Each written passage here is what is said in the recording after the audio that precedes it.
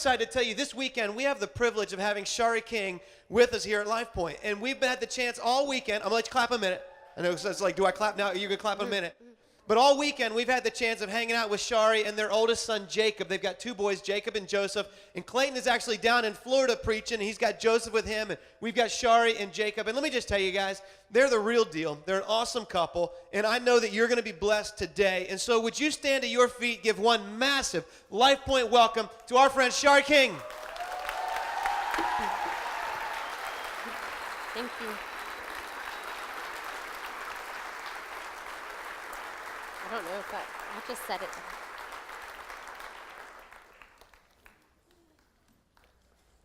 Thank you so much for that introduction. So my husband and I are in ministry. We've been in ministry for, actually we just celebrated 20 years this past weekend. May 1st was our wedding anniversary, 16 years.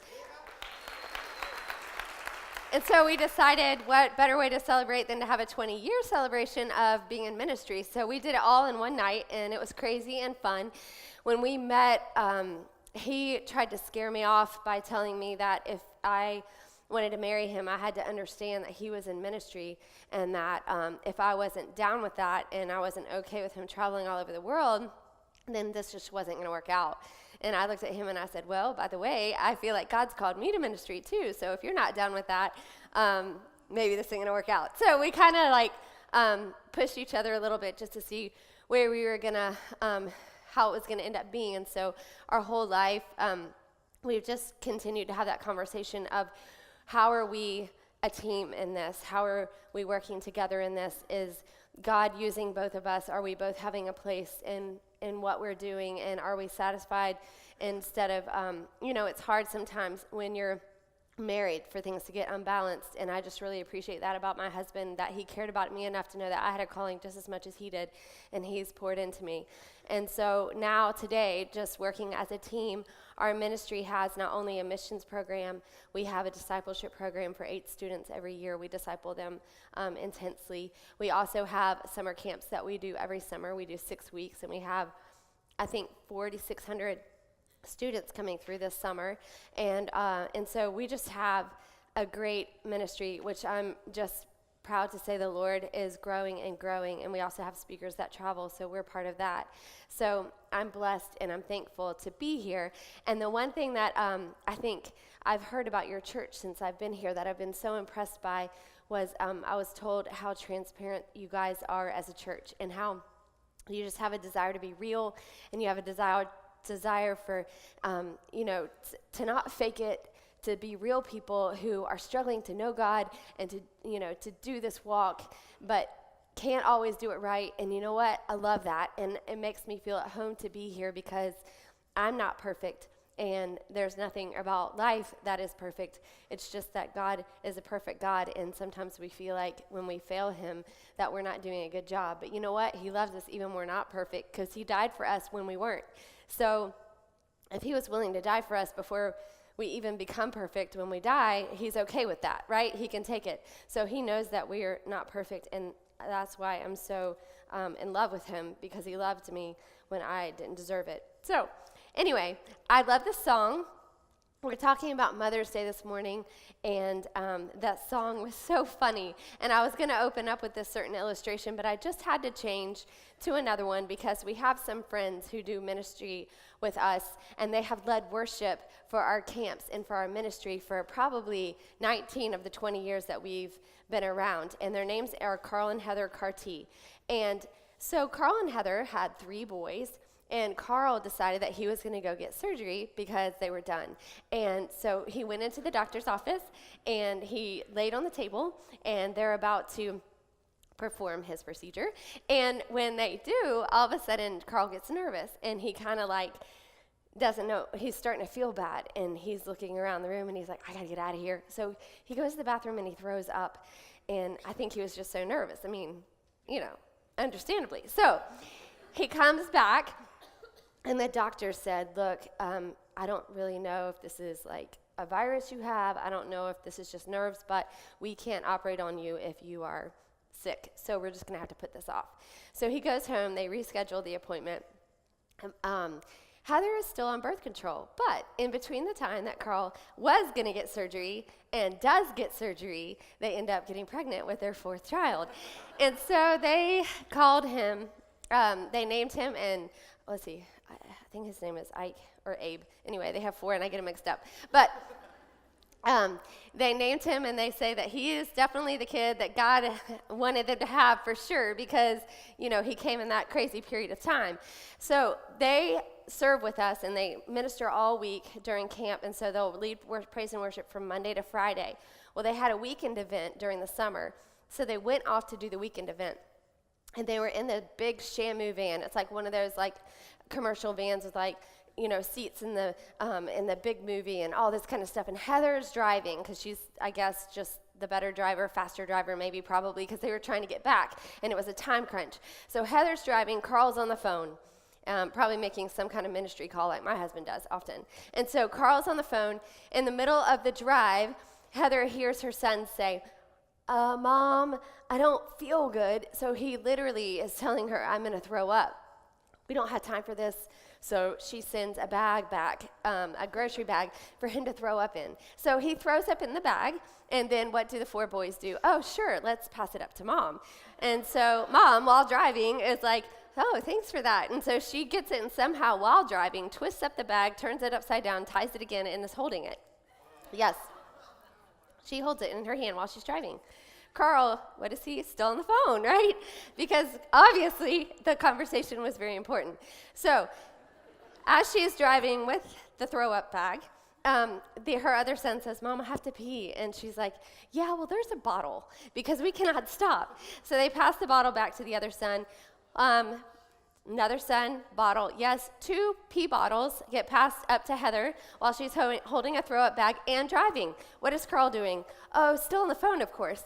And so he gets off the phone, and Heather's like, all right, here, this is yours. And he goes, what is this? He doesn't even know what's been going on.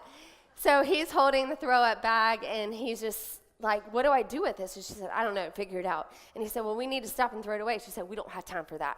Because they were coming straight to the service to lead worship. Like they had to walk, they basically were walking straight in. So he's holding the bag, and she goes, just throw it out the window. He said, that's littering, Heather. We can't litter. And she goes, what are you going to do with it? He goes, it's starting to seep through the bag. Like it was eating the bag away. And she said, throw it out, Carl. And he's like, I can't litter. And she's like, well, we need to break the law this time and make an exception. So they throw it bag out, and then they show up and tell us a story. And so we had a repentant service that night for Carl and Heather's sins. We had a cross at the front, and they wrote their sin down on a piece of paper and nailed it to the cross. We prayed over them. We burned the sin. And they're okay now. I just wanted to let you know that God isn't judging them for their littering. And they've learned they're not doing it anymore. But they have 4 kids, and that's just what it's like sometimes to be a mom, right? It's just a crazy calling, and God calls us into it. But one thing that I've learned just in my life in general, but specifically in motherhood, is that I feel like every stage in my life, God is challenging to make myself smaller. And I feel like every time I take that step to humble myself a little bit more, he's like, yeah, just a little bit more, Shari, small. Make yourself small. And I'm like, God, how can I make myself any smaller? I do all these things that people don't notice, and I need encouragement. And sometimes motherhood just feels like that. It feels like something so small. But God's been telling me small is big, Shari. When you make yourself small, I can do big things. When you make yourself small, I can do big things in you. And so that's what he's been challenging me with. And so this morning, I want to talk about motherhood and how sometimes motherhood feels small, but it can bring big things into your life. So we're going to look at the story of Noah and the ark. And so what does that have to do with motherhood? Well, guess what? We're going to find out today. So if you want to turn to Genesis 6, we're going to start in verse 9. So the title of this message is Small is Big. And we're going to read about that today. So in Genesis 6, verse 9, it says, this is the account of Noah and his family. Noah was a righteous man, blameless among the people of his time, and he walked faithfully with God. Noah had 3 sons, Shem, Ham, and Japheth. Now the earth was corrupt in God's sight and was full of violence. God saw how corrupt the earth had become, for all the people on the earth had corrupted their ways. So God said to Noah, I'm going to put an end to all the people, for the earth is filled with violence because of them. I'm surely going to destroy both them and the earth. So make yourself an ark of cypress wood. So we're going to skip just a little while because we don't need to know how to build the ark today. We're just going to learn how to be moms. So in verse 17 it says, I'm going to bring floodwaters on the earth to destroy all life under the heavens, every creature that has breath, or the breath of life in it. Everything on earth will perish, but I will establish my covenant with you, and you will enter the ark, you and your sons and your wife, and your sons' wives with you. So that was the crazy calling. It was a crazy calling. Like, this is Joseph Smith Kool-Aid drinking crazy, like they were a cult. Like if this happened, someone came to you and said, all right, so everything's evil, and we're just going to go over here, and we're going to start building this ark, and the earth is going to flood. And, like if your husband came home and said, we need to have coffee because God talked to me today, and let's go to the coffee shop. And then he said, let's go to a private coffee shop where no one is.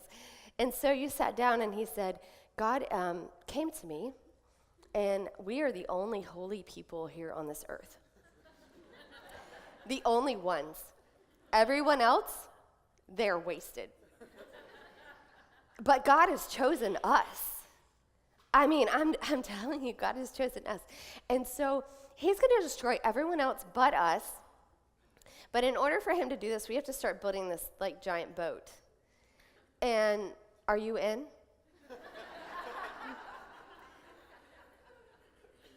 And I think someone would be like, okay, so what's the number for that mental ward? Or are you on your medication? Because I didn't know you were bipolar, but I think maybe something's going on. Or is this a dream? Or have aliens come down and inhabited your body? So, that might be what we think. Sometimes motherhood feels crazy, right? Think about it, okay? I mean, it's kind of weird that you have a child grow inside of you, and you can't even see what's going on, but you know that there's a baby in there, and you go to bed at night and you wonder if the baby is okay, and you wonder if you're eating the right things, or have you cut things out of your diet that you need to cut out, or are you eating enough, or you're eating for 2 people now. Does that mean I eat more or less? I don't really know what's going on, and you just don't know what to expect. You don't really know what's going to come into your life. I remember after I had my children, I kind of wondered if I could put them back in for just a little while when they were crying so I could have a break, because it was so much quieter when they were in there. Maybe more uncomfortable, but I was throwing up, but at least I wasn't like going crazy. And so all that to say, motherhood is a crazy calling. It can challenge you in ways that you don't understand, and even to the point to where, what if you really wanted to be a mom and it's not happening? Or what if you've tried to have children and you've lost a few? It's a crazy calling. And Noah and his family had a crazy calling. I joked about this in the first service. We homeschool. Our life is weird. And I started getting in trouble by the school because our kids were not attending enough, and I was always having to ask for them to leave. And so I kind of got tired of going to the principal's office, even though my son had 103 average and he was doing fine, but I was getting in trouble as a parent because I was getting close to the cutoff excused days. And I was like, okay, so I'm tired of getting in trouble by the principal. So we started homeschooling because we travel a lot, and they just didn't understand. But there are a lot of homeschool jokes, There's the homeschool joke of, do you churn your own butter? And do your kids have social problems? But I'm saying this is a crazy calling because Noah's wife, I think they were homeschooled because they were the only righteous ones. Number one, and all homeschoolers know that you're the only righteous one. Everyone else is crazy, right? And I'm just kidding. You know what, I'm kidding. But they not only churned their own butter, but they were building a wooden spaceship to escape the earth. I mean, you don't know any homeschoolers today that do that. So I'm just saying, people talked about them, I'm sure, in crazy ways. Noah was 500 before he started having his children. He was 600 when they got on the ark. There's like a 100-year gap there. That's when they had their kids and they built the ark. We're not really sure, like maybe the kids' like stories, lives weren't interesting enough at the beginning to really be told about, or maybe they just didn't want to slander Noah and his wife because it was just crazy like homeschool stories. But all that to say, it was 100 years of just uncertainty. Who knows how long they were made fun of in a world where people were not blameless. No one understood what they were doing or the calling in their life. Can you imagine being the woman holding a family together in that kind of environment? Walking down the street with people making fun of your kids, making fun of your husband, thinking you're crazy. That's hard. I feel like one time, I didn't tell this in first service, it's a great story. One time I went to Target and I just had Jacob and I was just trying to buy a breastfeeding bra. I mean, I just needed one, right? So I had Jacob with me. He was in the stroller. I knew he was going to need to eat soon. I just tried to feed him and he wouldn't eat. But I was just all I want is burp medicine, gas medicine for this child. That's all I had. And I'm trying to get a new bra. So I'm trying it on, and the lady in the stall next to me says, Jacob starts crying, and the lady in the stall next to me is like, Mommy, I'm hungry. Can you feed me? I'm like, are you serious? You are serious right now. Like, I am trying to buy something only for him. This is not for me. This is nothing. I am not shopping. I'm getting necessities. And you're telling me I need to take care of my kid? I am, lady. I mean, like, I wanted to stand up on the side and look over and say, who are you to tell me what to do? So the wrath of me was going to come out, but I held back. Thank you, Lord. I saved my testimony. All that to say, people will criticize you in motherhood and you'll question yourself. And it's this crazy calling that you don't understand. You're just trying to do the best you can. But God sees you and he's going to give you everything that you need for the calling that he's given you. Scripture says he gives us everything that we need for life and godliness. It's a crazy calling we have sometimes. And Noah's wife had a nutsy one. The second thing was there was a crazy cramped situation she was stuck in.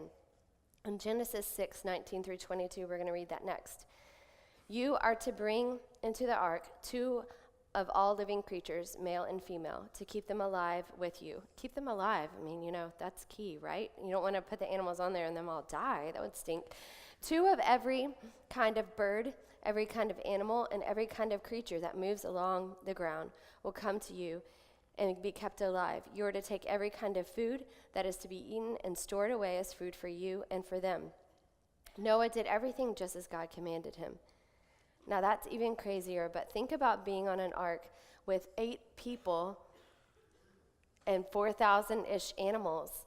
And we hear the story and we think 40 days and nights.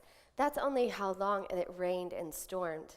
They were actually on that ark for a year and 10 days. 1 year, 10 days in a wooden box with a zoo and 8 people. First of all, I'm allergic to animals. So I stayed with people one time before I went on a mission trip and they had cats. And I said, I don't live with cats, I can't be with cats. And they said, oh, that's okay, they're outside. And so I got in the bed and I went to go to sleep in the middle of the night. I woke up, my throat was closing and I was like, what's going on here? And they said, oh yeah, the cats are outside, but they usually live in the bed that you're sleeping in. And I said, yeah, that doesn't work for me. And so I was choking and I'm like putting water in. So I had to walk to their great aunt's house at 3 a.m. and go stay in her bed instead. Some of us don't do well with animals. So I don't know about Noah's wife. I hope she was an animal lover because I'm just telling you, that would have been like an intense thing to learn really fast for her. I mean, can you imagine her saying, I need a prescription for Zyrtec for a year and 10 days. And then they're like, we can't sign off on that. What do you like? Is that like a wooden meth lab? Because we just don't support that kind of thing. They might have thought their family wasn't so blameless. But all that to say, it was a cramped situation for her. She was living in an impossible situation, doing an impossible calling, and I just really respect the woman. I mean, she had 3 sons and 3 daughter-in-laws, and they're all getting along. It's just trying to get along with those people for a year and 10 days and then take care of animals who poop. And they had no bags to throw out on the highway. They had to shovel it over the side of the boat, probably. So you can't imagine, I can imagine when they got off the boat, they're like, can someone just give me a bath or shower? I'll be so grateful. So anyway, it was a crazy cramped situation. And the last thing that I noticed about Noah's wife is that there were crazy expectations put on her. If you look in Genesis 8:15 through 19, it says, "Then God said to Noah, 'Come out of the ark, you and your wife and your sons and their wives.'" This is after they've been tossed around in a storm, no Dramamine, for a really long time. I mean, this isn't a cruise ship, you know what I'm saying? I get tired on a cruise ship after a while. I can't imagine what it would be like with all these animals, keeping them alive, feeding them, taking care of them, and you've got so much going on. But they get to come out, and you think that it would be this exciting moment, and it probably was. But it was also overwhelming because it says, "Bring out every kind of living creature that's with you, the birds, the animals, and all the creatures that move along the ground, so they can multiply on the earth and be fruitful and increase in number on it." So Noah came out together with his sons and his wife and his sons' wives, all the animals and all the creatures that move along the ground and all the birds. Everything that moves on land came out of the ark, one kind after another. And then I'm going to read the next part, which we don't have on the screens, but it says, "Then Noah built an altar to the Lord, and taking some of all the clean animals and clean birds, he sacrificed burnt offerings on it. The Lord smelled the pleasing aroma and said in his heart, 'Never again will I curse the ground because of humans, even though every inclination of the human heart is evil from childhood.'" I love that part. "Never again will I curse the ground because of humans, even though every inclination of the human heart is evil from childhood." When they stepped off that boat, it seems like to you and I, we think, and their life was great. But think about when you have a disaster on the earth, when there's a tsunami, or when there's a hurricane, or when there's an earthquake. When the people are in the middle of that situation, the earth is devastated. They have nothing. Their houses are destroyed. They don't have food. They don't have water. They're scared. And what do? We send in help. We send in food. And the world will come to the help of people in need. Noah and his family walk off of this ark to a devastated land. The reason they had to wait 1 year and 10 days is not because it was still raining. It was because the earth wasn't ready for them yet. It's kind of like if they had stepped off the ark too soon, it would have been a muddy mess. They would have not been able to live. They would have sunk down in the mud. The animals would have never survived. None of them would have survived. That's why they were on the ark for so long. It was their own safety.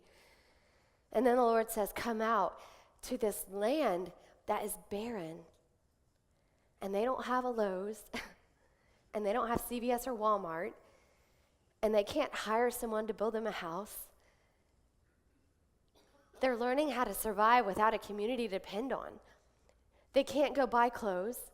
They can't, you know what I'm saying? There's no resources for them. Can you imagine what it would have been like, the expectations on you to start a whole new world? But if they hadn't done it and been obedient, we wouldn't be here. None of us. What if Noah's wife, when Noah sat her down and said, "This is the calling," she said, "You're crazy. Do it on your own." I mean, God would have had to make another woman from a rib, you know? Noah's on the ark, and he goes by himself, taking care of all the animals, comes off, and God's like, "Well, what do? Well, you got to take a rib out too, you know? I don't know. Who knows what would have happened? But Noah's wife didn't say no. She said yes to this crazy calling. She said yes to this crazy cramped situation. And she said yes to these expectations that she didn't know if she could live up to them. And I feel like that's what motherhood is like, right? You don't really know what's going to happen. We can't predict what is going to happen in our lives or what's going to happen with our children. God has always asked me continually in my life. I'm just seeing it now. I felt like this year he was just asking me to be small, to make myself small, but he's always been asking me to do that so that he can do big things. When I married Clayton, I came from a family where my mom was a single mom. She was married 3 times. My dad's been married 3 times. It was just kind of one of those situations where I felt like I had to protect myself and keep it together. I was so controlling and legalistic because I didn't want anything to mess my life up. And I had all of these expectations of myself. I'm going to get out of college. I don't even know if I'm going to marry. I don't know if marriage works. I don't know if kids want to live through 3 marriages or 6. I don't want to do that to my kids, so I'm going to pick up my bootstraps. I'm going to learn. I'm going to have a career. I'm going to make something of myself, and I'm going to be okay. And then I came back from a mission trip, and I had nowhere to live, and I lived with my campus minister and his wife and his family, and I saw them work. Their family worked. And I said, families can work. And God planted a little seed in my heart and said, maybe you could actually have a husband. I wasn't there with kids yet, but he said, maybe you can have a husband. Maybe that could work for you. They love each other. Do you see that? And then I started thinking maybe children can actually work. And maybe, so he just started it off. He challenged me to make myself small. Well, when I married my husband, I had to give up the idea that I was going to be a successful person on my own.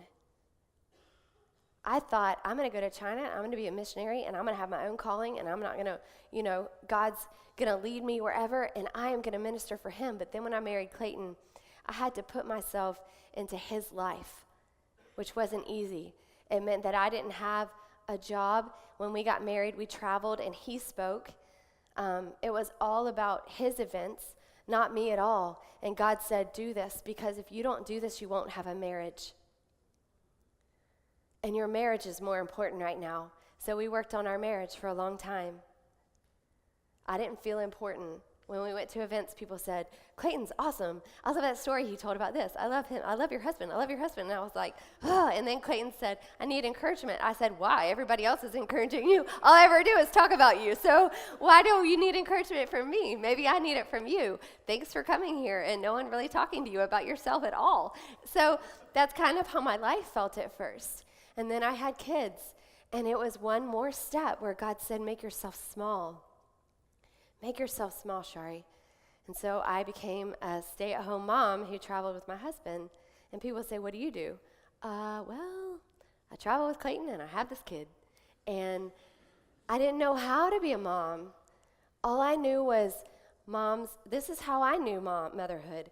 Your mom goes to work, you go to daycare, she picks you up, she makes dinner for you, you do your homework, you go to bed, you get up the next day, it happens again. In the summer, you go stay with grandparents or you go to daycare, and that's what motherhood is. I didn't know what to do with a kid all day. I was terrified. Am I doing the right thing? I felt like a cow. Like motherhood was being a cow. You eat, you feed, and you sleep. And you eat, feed, and sleep. And you eat, feed, and sleep. And I just smelled like a cow too. And so it's like milk everywhere. And so I'm just thinking, wow, I don't know how to do this. There are crazy expectations in this head of mine that I don't know how to translate and to live out. I don't know how to be small. And it actually drove me to postpartum depression. I didn't even know I had it. For 9 months, I woke up every day telling Clayton, I'm not a good mom, I can't do this. And he would say, yes, you are. And I'd say, no, I'm not. I don't love this. I should love it. These people love it. Why don't I love it? Why is everybody telling me how to do things? I feel like I'm doing everything wrong. I don't know what to do. Do I let him cry? Do I not let him cry? When he cries, I go crazy. I don't know what to do. I just wanted to be okay, but he doesn't understand me. And he's not saying thank you. And he won't even call me mom. And then when he calls you mom, all he does is say mom all the time.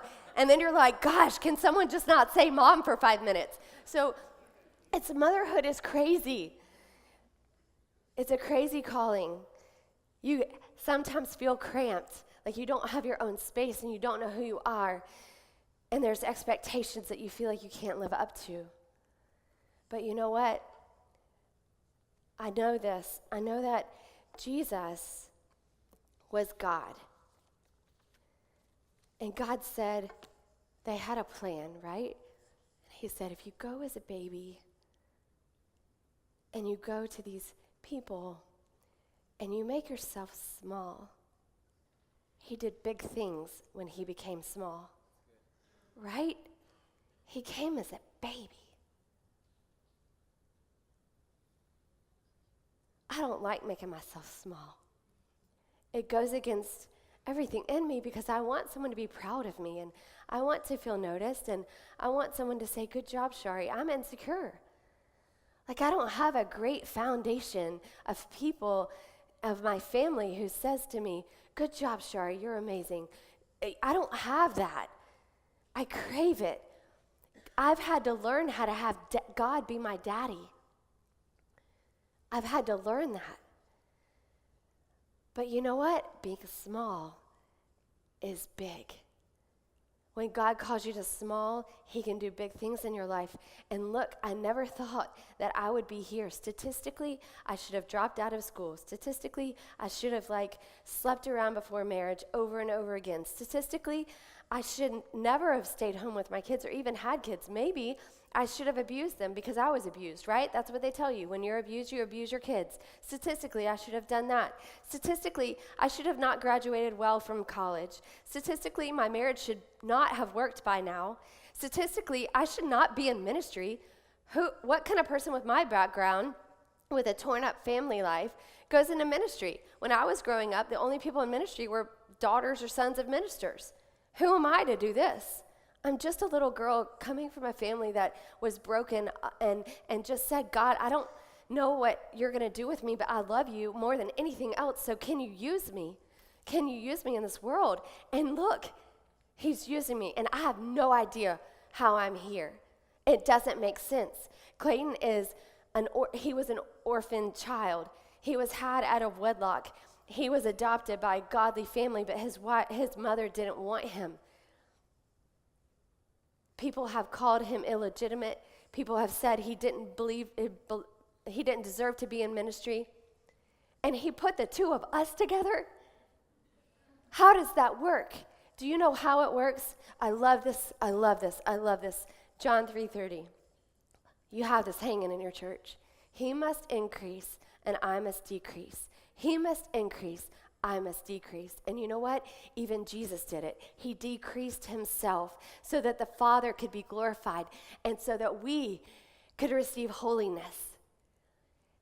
Jesus, if it was good enough to decrease himself and to make himself small for Jesus, it's the calling that we all have if we want to be like him. We become small so that he can do big things. And that's what motherhood does to you. It's grueling and painful. It doesn't feel good. It feels all wrong. But that's why I love Mother's Day, because it's the one day where you feel like, maybe I'm a good mom. I don't even feel like sometimes I can stand up here and say, I'm a good mom. I stand up here and I say, I hope I'm doing this thing okay. I'm just taking it a day at a time. I asked my son the other day, I was like, what's it like getting old? Like, do you like me and your dad? Are we doing a good job? It's such an awkward question for a child to answer, but sometimes I just have to ask. We don't know what we're doing. It's a crazy calling, but I believe if you continue to make yourself small, he will do big things. Do you know, in this whole entire story, 3 chapters of Noah and his family, and even like a little bit more of their names and descendants and all of that, do you know that the wife's name is not mentioned one time? Do you know that none of the 3 wives of Noah's sons, their names are not in it, not one time? But if they hadn't gotten on that boat, we wouldn't be here. They had a calling. God honored them for their calling. They were obedient and they did it. Guys, you may not feel noticed, you may feel overlooked, you may feel undervalued, but your calling is great. You're calling to be a mom, and maybe you're not a mom yet, but you know what? It's the same thing. Make yourself small, and God will do great things. I don't know how, and I don't know in what way, but it doesn't diminish who you are. If you feel like this one thing you are always hoping for isn't happening, he can do something else, and I don't know what it is, but it will be amazing, and you will look back and say, oh, he sees you, he knows your name, and he will welcome you. When you die and go to heaven, he will say, well done, and speak your name. And when you hear that from the God of the universe, It will fill every void you've ever felt when you felt overlooked or undervalued. God is everything. And when we make ourselves small, he makes himself big, and he does great things through us. I want to encourage you today with this story, this nameless woman who changed the world. It doesn't feel great to feel nameless, but God does great things with nameless people. Let's pray.